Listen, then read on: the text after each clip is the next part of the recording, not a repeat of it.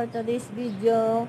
Maghahatid tayo kay Lola dito sa baba. Nandito kami nag-aantay ng driver. So, ang akong tigyawat, ang laki-laki. So, hanggang ngayon, magna 9:30 na, wala pa ang driver. Ewan kung kailan ang balak niya pumunta dito. So, late palagi si Lola kinukuha dito dahil meron pa siyang kinukuha na nauna kay Lola. So, ito si Lola ko. Aba, ito si Lola ko, hindi ito suplada. Minsan suplada. Ha, Papa? Oo daw. Sagot ni Lola, oo. So, hanggang ngayon, ano na oras? Mag 9:30 na. Magna 9:30 na, oh. Wala pa yung driver. Dito yan papunta, guys. Diyan bababa yung pasahero.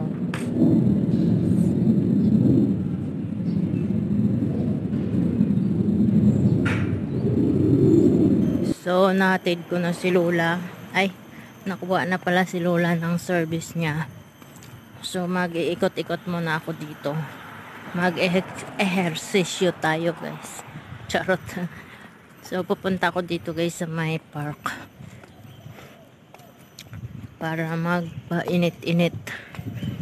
At makapag-ehersisyo tayo.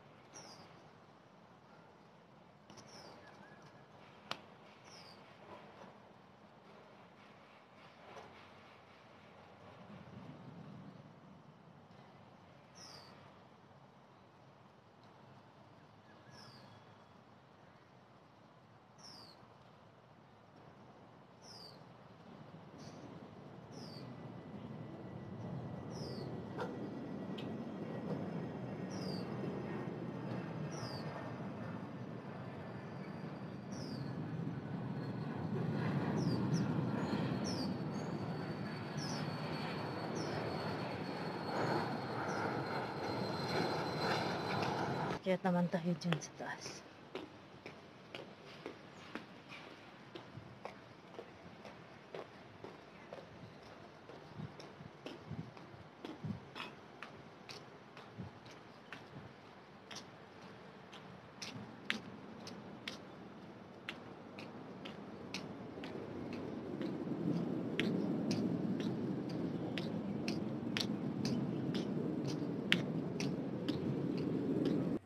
Hi guys! Welcome back to my channel. So for today's video, magluluto ako ng ukoy na kalabasa. So ito yung ating kalabasa. Nilagyan ko siya ng kasime namin na chicken at karne ng baboy. So pinaghimay ko at nilagay ko dito dahil sayang naman kasi ilang araw na yun. So sayang naman itapon. So ito ginawa ko, nilagay ko dito para instead na lagyan ko ng tuna, ito na yung pinaka sahog. So ito meron tayong itlog. Meron tayong corn flour, harina, at saka siyempre pampalasa natin yung asin at paminta. So ngayon magsisimula na tayo guys. So ito ang ating paglulutuan guys. Papakita ko sa inyo. The corn flour. Meron tayo ditong corn flour. So maglalagay lang tayo siguro ng 2 kutsara.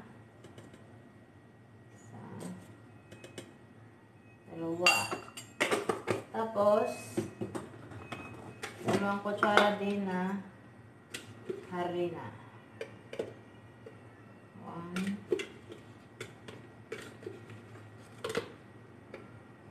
2. Dagdagan ko na lang konti guys kasi para masyadong paano.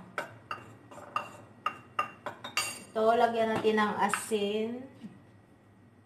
Half teaspoon. At syempre, paminta. Wala na akong paminta. Ayan.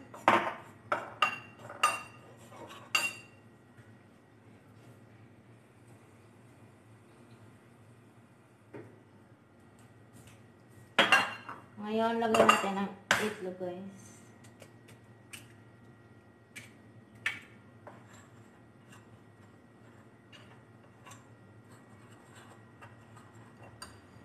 Siyempre, lagyan natin ng konting tubig.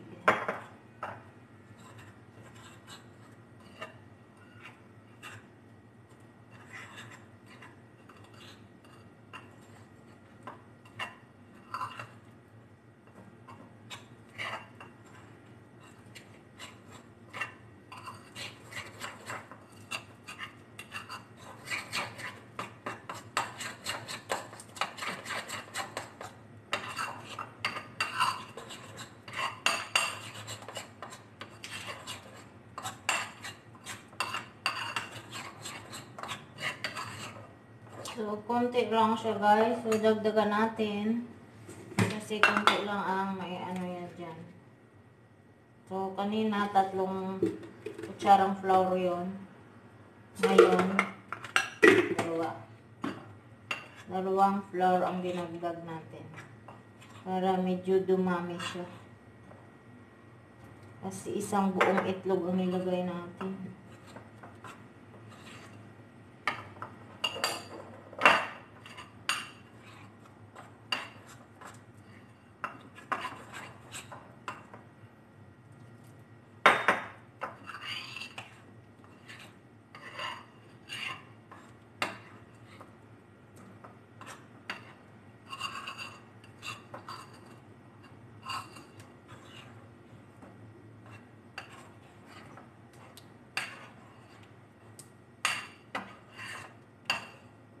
So, maglalagay ako dito guys ng ito. So, naghugas ako guys ha. Baka sabihin nyo hindi ako naghugas.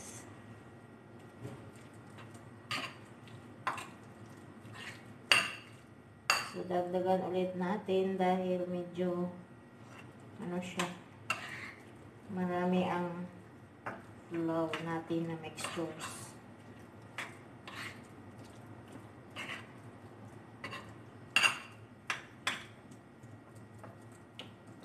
So, tikman ko muna guys kung may lasa siya kasi baka mamaya walang lasa. So,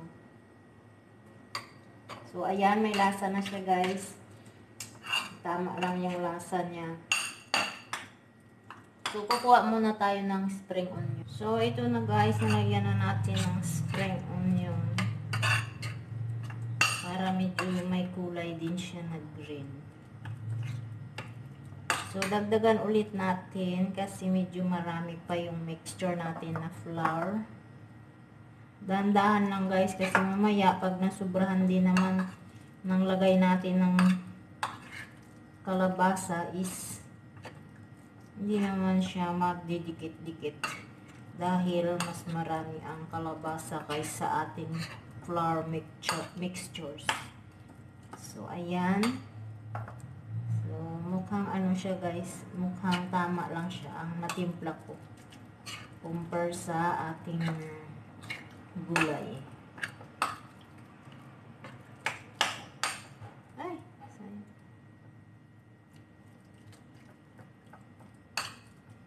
So, ngayon, dagdagan natin ulit. Dahan-dahan. Ipaghalo ko na lang pala dito. So, ihalo na lang natin dito, guys, para mahalo natin, ma-mix natin ng maigi.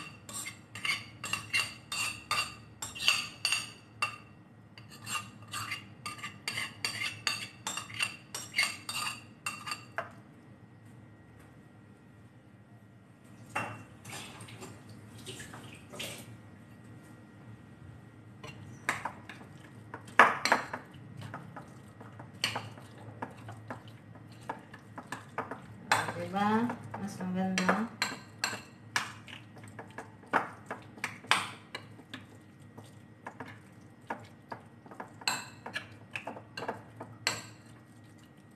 So, ngayon, prituhin na natin. So, ayan, guys, mainit na yung ating kawali. So, pwede na tayong maglagay ng ating mixture.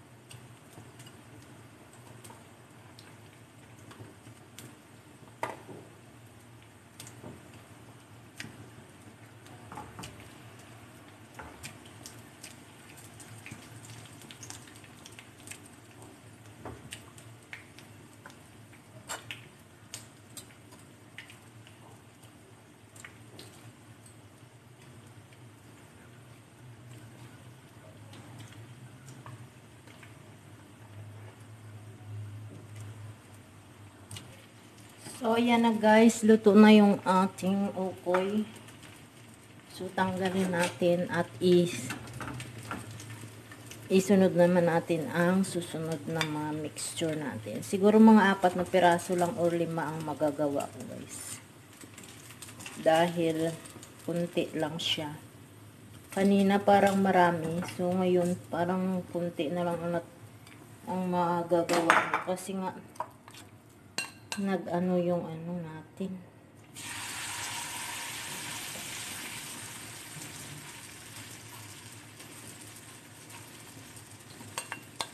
So, ayan.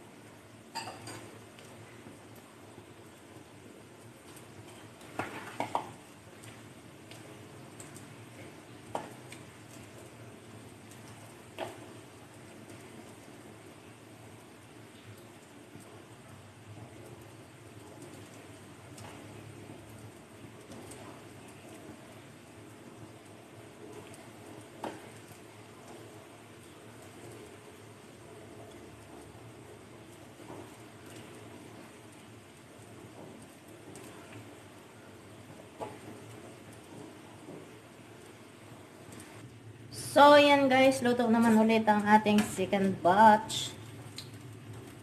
Medyo nasunog pa.